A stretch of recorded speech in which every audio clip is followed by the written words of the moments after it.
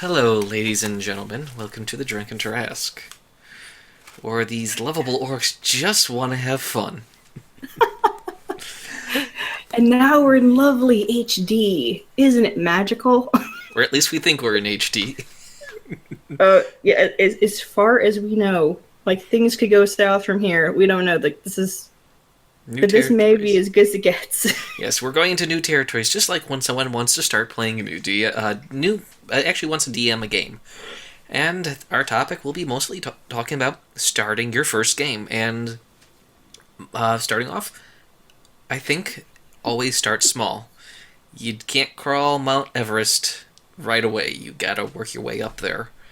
I don't think anyone wants to crawl Mount Everest. You're gonna have to climb. But I guess the whole it's yeah, you can't climb until you learn how to crawl, unless you're some kind of monkey.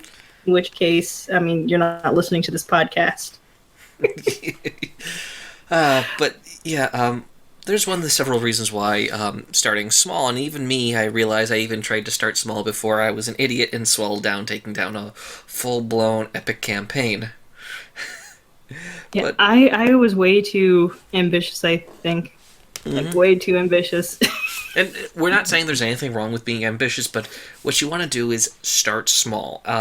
Quick, easy dungeon crawls. As much as we're very big on the role-playing side and aspect of things, quick dungeon crawls, one-offs, and what I mean by a one-off is essentially you try to do it in one session.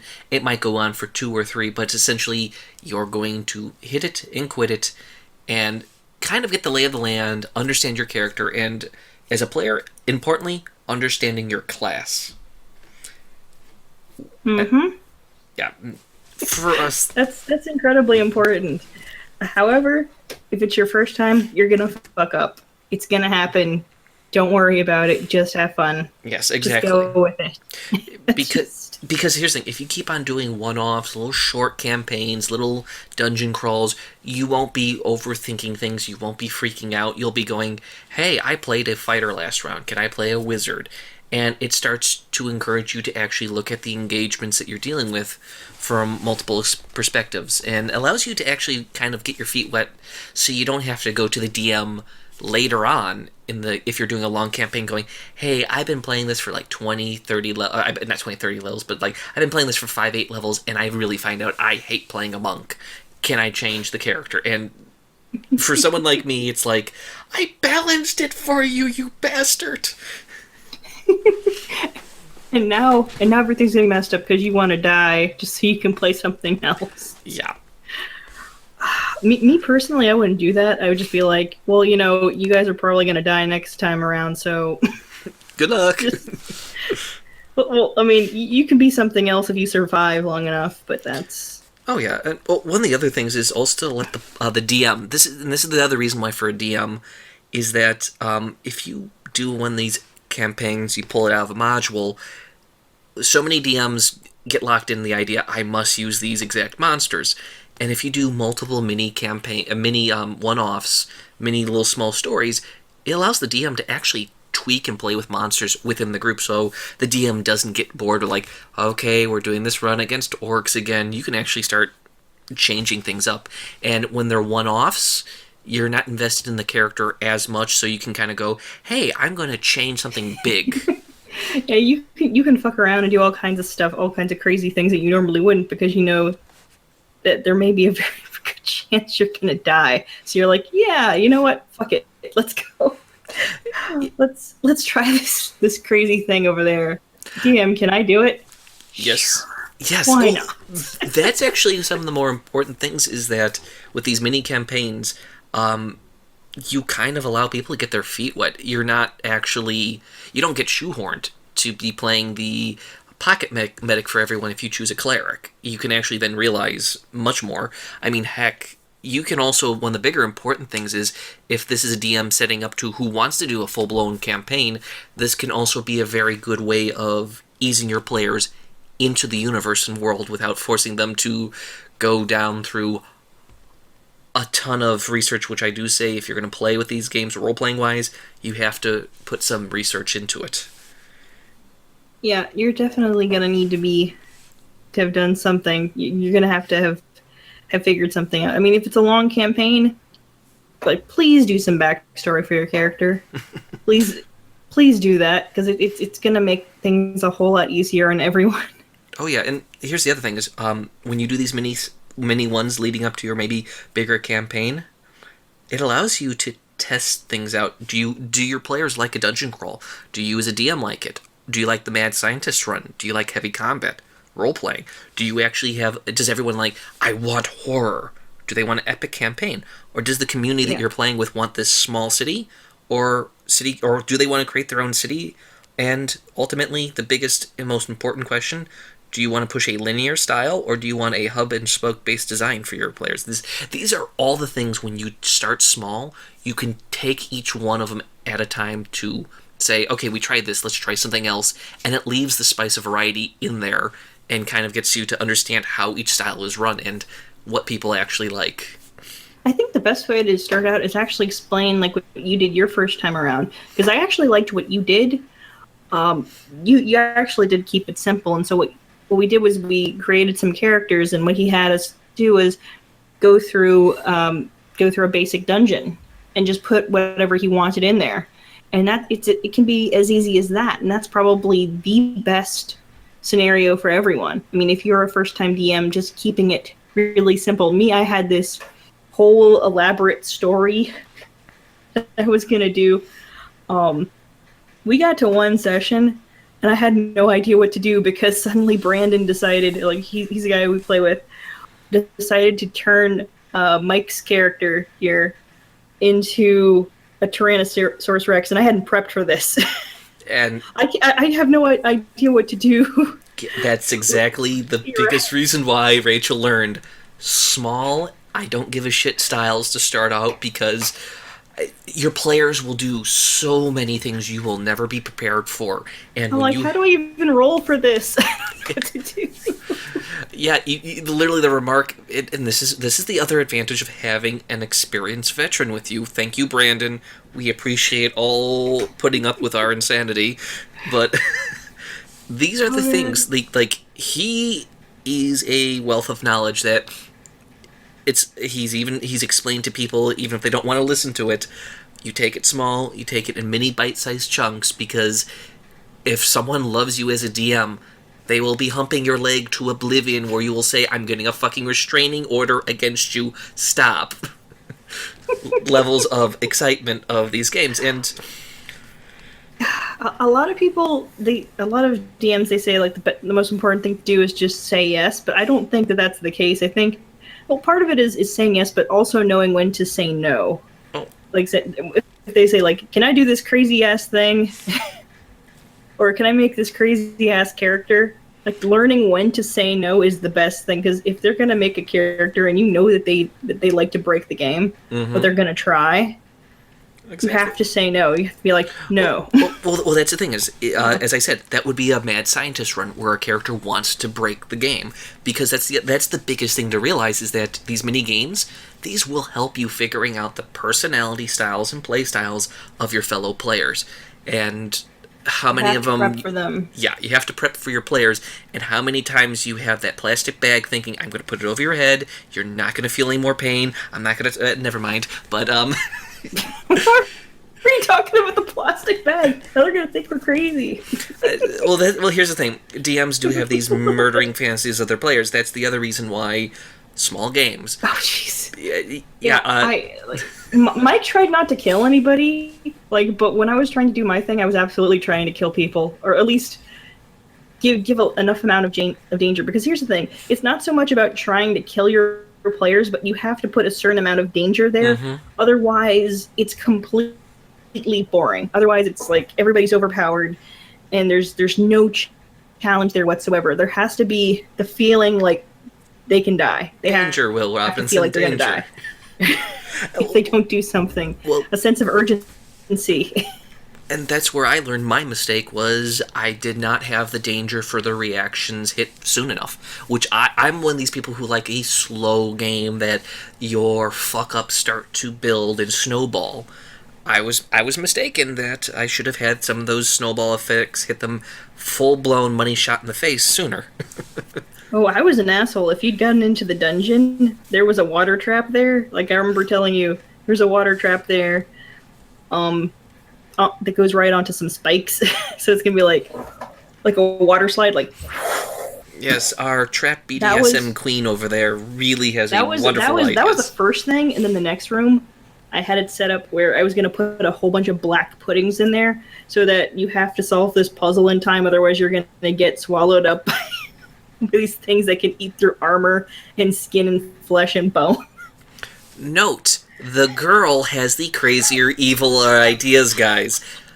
Take from it. This is why short ones are great, because you do a short one, you start realizing, yeah, I like Rachel's idea, but not today. Mike, we're going And to that you. was the beginning. That Yeah. was the beginning. You had you that was the beginning. That was the entrance to the fucking dungeon. Yeah, Rachel has some wonderful ideas. Brandon's another guy that you leave him I alone know. with a single idea, he will bend it over and pedal its ass red. One of his characters, I love his little goblin. This is why short campaigns, because if you do get overwhelmed, you're not thrown off. And now that I kind of come to terms with how my players are, Brandon stabbing the guard in the throat, making him bleed out, and going to Rachel, "What the That fuck are was you doing, funny. chick?" Yes. That was- I didn't know. Here's the situation. I don't know what's coming. I don't know what's coming for me in the prison. There could be any number of horrific things that are going to happen to me if I stab the guard. Exactly, and this is why, like, for players, when you do a bunch of short campaigns, little stories, not campaigns, but little ones, everyone starts to understand, okay, this is how I'm going to do the character. It's one of the bigger reasons why when you start, even if you're going to start a big campaign, do one short, small one-off with the characters, so everyone kind of gets their feel and vibe of that, and so they make sure that they have the right spells in their slots. Yes, that's the thing is, some of the stuff is very good, and the bigger thing is, when you do these small pieces, you will, more often than not, leave your audience wanting more. And That's the important thing is to definitely leave your audience wanting more. But also it also teaches remember pacing. also remember it doesn't like DMs don't have this mystical power. A lot of these people are fucking lazy. I'm not even kidding. The more you learn about DMing, the less that people these DMs start looking like gods. The less they look like gods, and the more they start looking like, You lazy wow, asshole. that guy, that was really lazy. Like, you didn't have any plans for any of that, did you? It's like you start looking back on every single DM you've ever had, and you're like, why'd that fucker take so damn long? That was the laziest thrown together thing I've ever seen. Well, that's one of the other very important things for a player in DM. It teaches the ability to ad lib and pull. I don't know how many sessions out of my I think ass. that's the most important thing. You have Yeah. to be able to improv and come up with things on the spot, because as much as you think that you have thought everything through, somebody's going to come You up with not. something crazy. Yeah, you might have a goblin that you were expecting to roll a persuasion check against an orc, but finds a way to bribe him with food and puts an incentive under his ass where I'm going to argue that there's no need for a roll. Like saying he's going to die and be executed by some jailers because they don't like you because you're a slimy, tusk-filled pig rapist. Like, remember the time that I got the mummy?